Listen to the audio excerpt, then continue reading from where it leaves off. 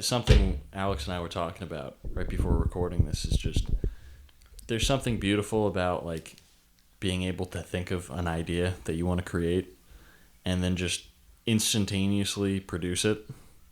Just so you know, I have to delete all of that. That's fine. That's fine. I'll keep the crack of the soda at the beginning if that got picked up. All right. I'm going to start this off by doing an introduction to Brian. I'm ready to speak so many words. You So- have no idea. All right.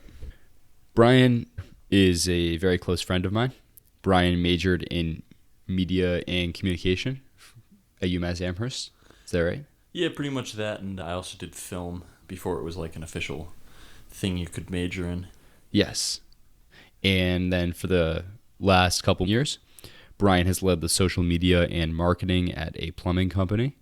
Brian produces videos for the company, including advertisements, trainings, social media postings, customer communications through YouTube, Facebook, LinkedIn, Twitter, whatever he wants. Brian also completes some freelance projects in his free time for commercials and recording whatever other people want or need. Brian can play several instruments, and his family has a corgi named Layla. Anything else crucial I might have missed? No, I think that pretty much covered it. Nice intro. Okay, great. So I'd love to get into your background a little bit. Can you tell us about the beginnings of what made you want to start getting into film and media? Yeah, so the original genesis of me getting into film, I guess, was just being a kid. My dad gave me a camera that recorded on actual film. It was like cassette tapes. I just make these stop motion videos of, like furniture moving, like Lego stop motion stuff. I just make guys fight, and I don't know, I just always had fun with it. Got some friends involved, and as a third grader, we just go shoot random commercials. Really just get the camera pointed at stuff and just toy around with it. And then I sort of got into music for all these years. It's like a good 12 years or so before I really came back to filming and whatnot. And that was kind of when I went through the whole music thing. And one of my buddies, him and his dad both did video by trade. And I realized that was where the money was. And also it's just a cool new form of expression that really took me back to third grade me horsing around with the Lego stop motion. That's pretty much what I do as a career now. Yeah, that's awesome. I really want to hear more about that, actually. What would you say are your primary roles at that company in terms of what types of content you produce?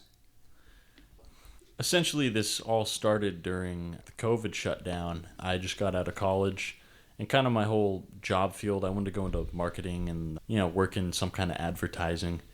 But all the PA jobs, all that stuff was shut down. And so I wound up getting a job at the only place that was open.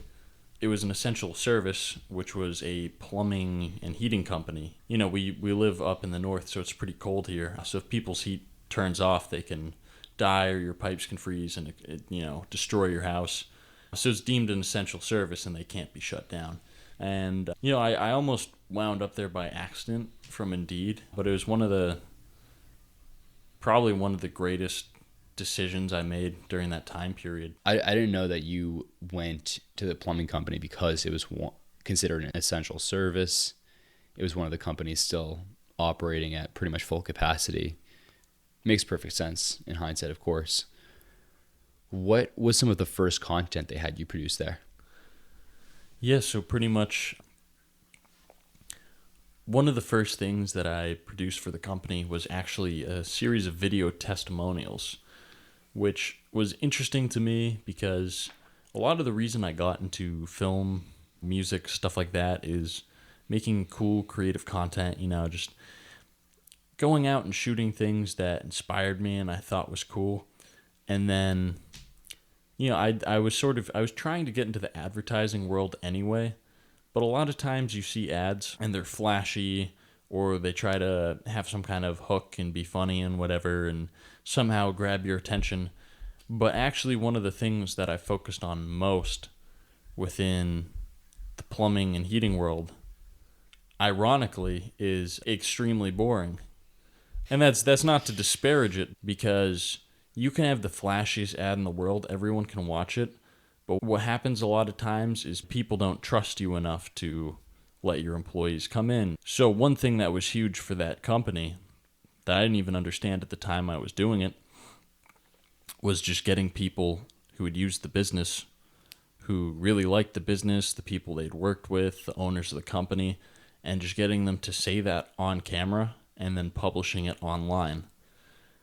I'll be honest, it was pretty demoralizing at first, calling thousands of people over the course of a couple months. You get rejected like really harshly by a lot of people. Most people don't pick up. I was certainly not like a wordsmith at the time. Like, I was leaving these dreadfully boring messages on people's machines. What happened is I finally scraped together 80 to 100 people who were willing to come in, do video testimonials, or let me go to their houses. At first, I'd just film them, ask them about their equipment, ask them about their experience, and just kind of let them say what they thought. And then I'd post those online. And, my whole thing is, like, when I got into video, it was fun because you'd go out and you'd make a video of the town you lived in or something like that, and you get the coolest cinematic angles you could, and then you'd edit it all together to the coolest song you could like legally obtain, and then you'd post it and people would be like, oh, that's so cool, we'll do my wedding, oh, like what a great shot, oh, I love our town, whatever. And with the testimonials, you're recording it's like some old person talking about like their bathtub. Yeah. I actually had a funny anecdote. So my parents were some of the originators of video testimonials. So my parents had a big chunk of their house redone by a close family friend who's a contractor. And as part of his like advertising, he had a link with the people at HGTV when they were like not very popular as a TV station. So this guy got HGTV to come into my parents' house and like record them talking about the bathroom contracting that they had done. No way. Yeah, it's hilarious. We only have it recorded right now on a VCR tape. It's like sitting in our basement. So was that like before, like, like back before they'd bring people to multiple houses, have them choose one? Back then they were just reviewing like, this person did a contracting job to Alex's parents' house. Let's talk to them. That's pretty sweet. TLDR, guys. Alex's parents invented video testimonials. Yeah. That's crazy. I need to do a video testimonial with them about their video testimonials. Oh, yeah. So I was talking to my dad about this, like when I found out that they had a recording of themselves on VCR, and I was asking him, oh, so what did you say? And he went into this whole 5-minute spiel. And then I put it on the VCR, and it's the exact same 5-minute spiel, like 20 years prior. Oh, no way. So he just like, actually just recited it to you. Yeah. He just plagiarized himself. All right. Okay, we can move on here. Yeah, so tell me a little bit more about the content you produce right now. What are some of your favorite parts? Yeah, so pretty much I started with the video testimonials, and quite frankly, they were boring at first, and I would post them online for my own ego. I wanted to see what people thought of my work that I'd been doing. They're only relevant to people who like are seriously considering buying something and are kind of doubtful. So like, I had maybe like 100 videos up on our YouTube, and I was posting them on Facebook, and they're getting like 1 view. They're getting like, the good ones are getting like 6 views, and I just felt so stupid. So I started trying to make things flashier, or make things, starting to incorporate like the cool watchability of TV, something like Dirty Jobs or HGTV, and kind of weave that into the plumbing and HVAC world. And I think I was fairly successful. And so the content that I'm doing now is oftentimes I'll go to a boiler install or something, and I'll know kind of basically what the job is. But a lot of the way video works in advertising is you plan everything out, you script it out, you have the shots lined up and drawn out ahead of time. You have actors, all the lines are premeditated. Whereas what I'm doing is I'm going to a real job site and trying to turn it into a commercial. One I did recently was we had a high efficiency boiler going in, So I went out to the property, pretty much filmed a couple basic parts of them building the system. It's the real guys building the system too, they're not actors. So you like going out to the properties with them and trying to catch them in their day-to-day jobs kind of thing? Yeah, exactly. Yeah, so it's kind of like that. And then, we'll have the trucks on the street and stuff, so I'll do some drone fly-throughs. Maybe I'll do like a little introduction piece. But pretty much what I'm trying to do is get an interesting lens of what's really happening, and then cut that all together into an ad or some kind of content, partially so that it's watchable. Like some of the stuff, some of the... Do you do it mostly for like marketing purposes? Yeah. It's really all for marketing and to be a sales tool ultimately. Because the way I look at it is there's several kinds of advertising. There's one that gets eyeballs, and there's others that build rapport or build trust. What I've focused on is the trust building, because the flashy things get people's attention, but what actually oftentimes persuades people is when they go on your website, go on your YouTube, go on your page, and see videos of people just like them gushing about what they like. You know what I mean? They go on there and they see pictures of our experts in the field, like explaining to a client how their system works, and I'm there taking pictures, and the person whose actual house it is, they're like, I don't feel comfortable like talking on video, but you can totally take pictures of me. So then I have pictures of the real people. I cut all their addresses. I never want to dox anyone. And some people say no and just let me film the systems, but sometimes I get people to go stand in front of the new system and like talk about the thing, and I think you're not just convincing them. You're not persuading them. You're showing them, hey, this is who we are. I'm standing in front of something I just built. This is how this system works. Here's your education on it. If you like this kind of thing, here's what the person we did it for said. They'll tell you their reasons, what they like about it. And it's manufacturing social proof ethically, which is important to me. To not be lying or not play with people's perceptions.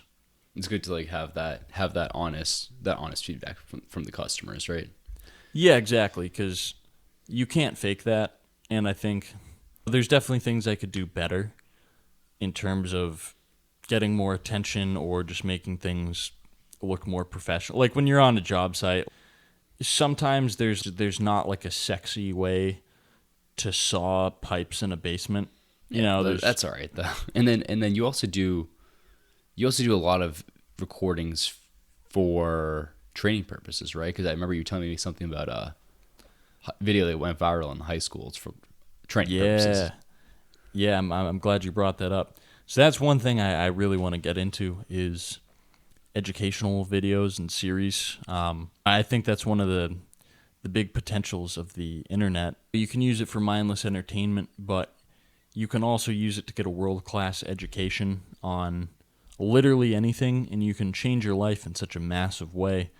And so I think we're at a time in history where, the younger kids are mostly going to college and, being doctors, lawyers, stuff, and all that's great. But at the same time, like, we need tradespeople. I think a lot of people like that kind of work. I've seen a lot of people make a lot of money, have very successful careers, build businesses off of that. And we're getting to a point where there's not enough people to necessarily train the younger kids on how to do it properly. And, that's on an existential level, that can be kind of dangerous. Because in 100 years, there might not be anyone who knows how to repair our power grid. So that's something that kind of worries me sometimes. But then on just a more simple, reasonable level, I think there's a lot of kids who didn't necessarily do well in high school, or more specifically don't have the money to go to college, or just don't know what they want to do. And, the trades are a really good way to help your community, give back, learn valuable skills, earn a bunch of money. I really like the educational stuff you're doing with the plumbing company. Is there anything else you're doing outside of that? I mean, for me personally, like it's just kind of like a passion that I have. I'm going to work with someone else coming up on doing a finance series. A lot of times I come across pieces of information, like now that I'm a grown man, sometimes I'll have a revelation about if I knew this when I was, 17 years old, how much better would my life have been? I think I've been blessed in a lot of ways to grow up in a time where I already know so much stuff that people before me, older generations, had no access to.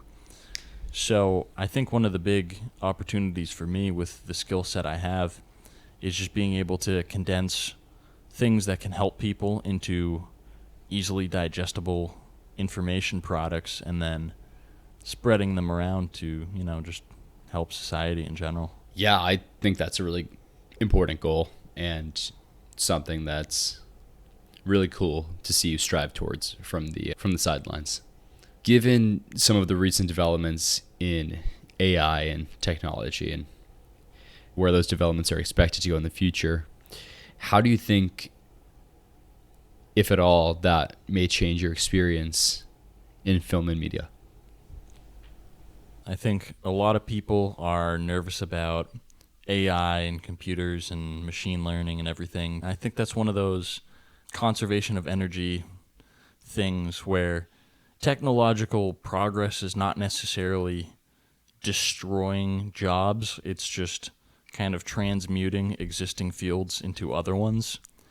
Where, like, a good example is 3D animation in Pixar, where you used to have the early Disney stuff where people had to draw every frame by hand. And you had all these really well-trained artists who were extremely talented, arguably more talented at what they did than anyone in that field is now.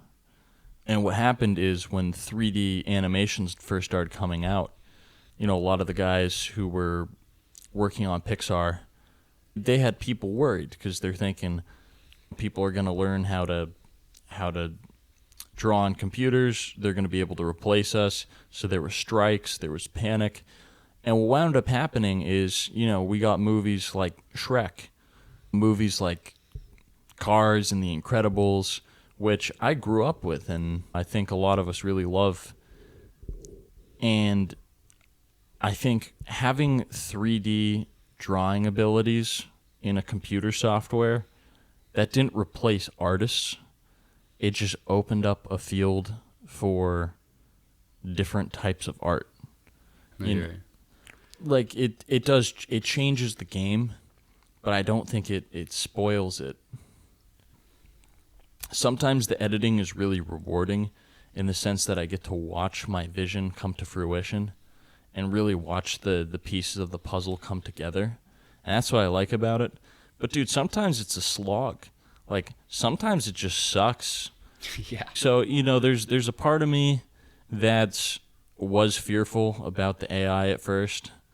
But when I really take a step back and think about it, it could be the biggest blessing in my life because that could eliminate all the things I hate most about editing, and then I just get to do the really cool parts I care about, focus on going out and shooting content, talking to people, and it may replace some editing jobs, but I don't know anyone who's a full-time editor, like in the sense that they're snipping out people's ums and ahs, like who's really thriving. I think that's just, it's something that is a pain in the ass for everyone across the board, and if that's eliminated, the energy that people save by doing it, they'll be able to put into other things that will ultimately, I think, further their lives, their interests, and allow them to grow. Yeah. I think you've developed a really positive outlook on not only work but also life in the last couple of years, and it's been really fun to watch. And I think that positive outlook has allowed you to continue developing your work products as well. Everyone wants to see something enjoyable and fun rather than something negative that just brings you down and ruins your day when they're watching stuff, even something as silly as like a commercial. You generally want the actors to, in the film crew, to be happy and enjoying their work. It usually comes out a lot better. Is there anything else you'd like to say about AI software for editing video and audio? It's so cool to me now that it's like, me and Alex were just hanging out somewhere else tonight, and I was driving him home. He's like, hey, do you want to come in, record a bit? And here we are. Because he's going to be able to maintain his job, his relationship, like the things he likes to do, just living a normal life and not like running himself ragged trying to edit the piece and get it together. And, I think it's awesome that we have tools, because now him and I can focus on the things that are actually cool and inspiring about life, where, he gets to talk to people and make cool episodes and just think of the ideas and then go do them and execute on them. And it's one of those things where it's like, if you're building a house, do you want to spend 4 days pounding nails into the wood, or like, do you want to use a nail gun and build the house, Because if the point is to live in the house, then like just use the better tool and you get much better stuff way faster. Yeah, good tools make good stuff. I like it. All right. Anything else? Ready to wrap this up? Yeah, I'm not the sharpest microphone in the shop anymore. Oh, that's all right. I'll take what I can get. All right. Goodbye, everybody. Oh yeah, buddy.